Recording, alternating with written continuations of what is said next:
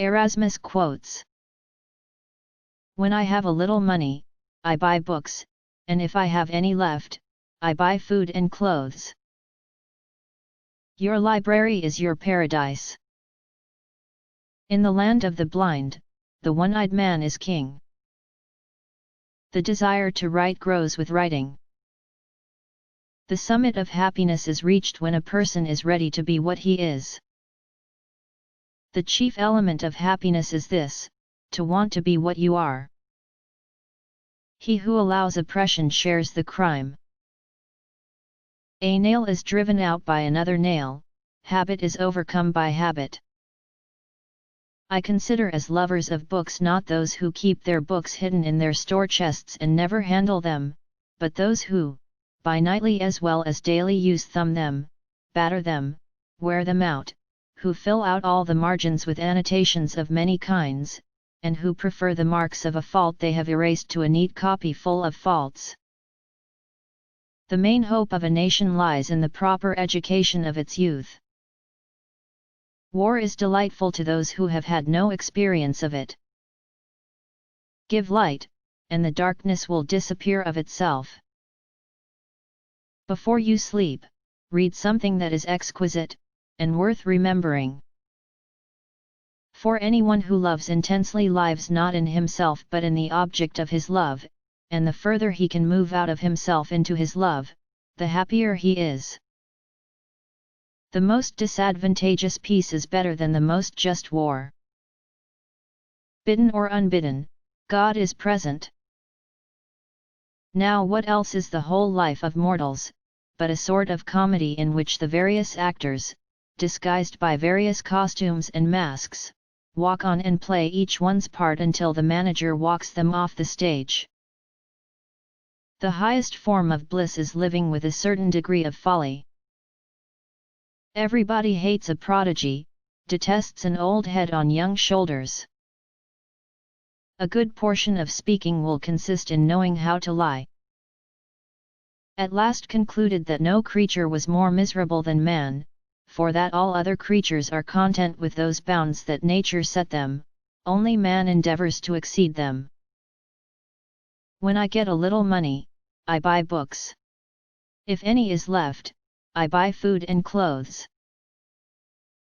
Almost all Christians being wretchedly enslaved to blindness and ignorance, which the priests are so far from preventing or removing, that they blacken the darkness, and promote the delusion, wisely foreseeing that the people, like cows, which never give down their milk so well as when they are gently stroked, would part with less if they knew more.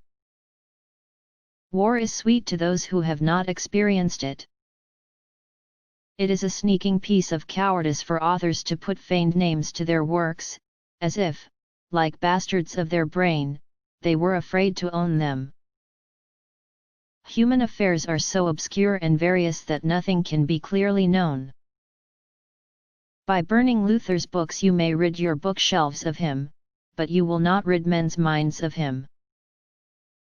Yet in the midst of all their prosperity, princes in this respect seem to me most unfortunate, because, having no one to tell them truth, they are forced to receive flatterers for friends. I doubt if a single individual could be found from the whole of mankind free from some form of insanity. The only difference is one of degree. It is wiser to treat men and things as though we held this world the common fatherland of all. Young bodies are like tender plants, which grow and become hardened to whatever shape you've trained them. I put up with this church, in the hope that one day it will become better, just as it is constrained to put up with me in the hope that I will become better. A constant element of enjoyment must be mingled with our studies, so that we think of learning as a game rather than a form of drudgery, for no activity can be continued for long if it does not to some extent afford pleasure to the participant. Do not be guilty of possessing a library of learned books while lacking learning yourself. Again, what city ever received Plato's or Aristotle's laws, or Socrates' precepts? But how do you like our England, you will say? Believe me when I assure you that I have never liked anything as much before. And so when the whole man will be outside himself, and happy for no reason except that he is so outside himself, he will enjoy some of the ineffable share in the supreme good which draws everything into itself. Power without goodness is unmitigated tyranny, and without wisdom it is destruction, not government. For what benefit is beauty, the greatest blessing of heaven, if it be mixed with affectation? What youth, if corrupted with the severity of old age? Lastly,